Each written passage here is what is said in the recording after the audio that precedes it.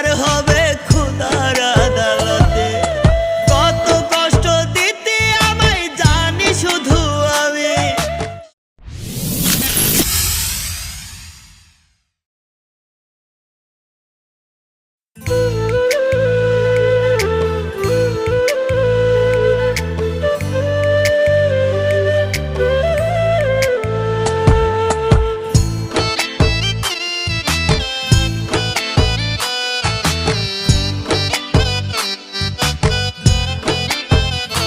আমার মনটা ভাঙার কঠিন বিচার দিলাম খোদার হাতে।